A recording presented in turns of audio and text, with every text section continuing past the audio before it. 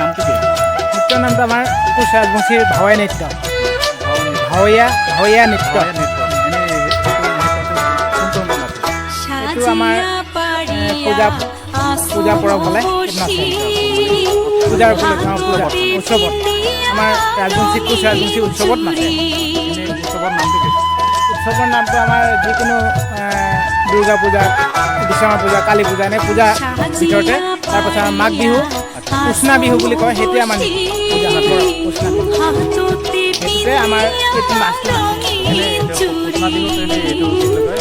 বহাগ বিহু, ৰঙালী বিহুটো আমি কৰোঁ, কিন্তু আমাৰ মেইন পূজাটো হ'ল পুষ্ণা বিহু। মানে সেইটো মাঘ বিহু পিঠা খায় যেনেকৈ অসমীয়াবিলাকে মাঘ বিহু কয়, আমাৰ পুষ্ণা বিহু বুলি কয়।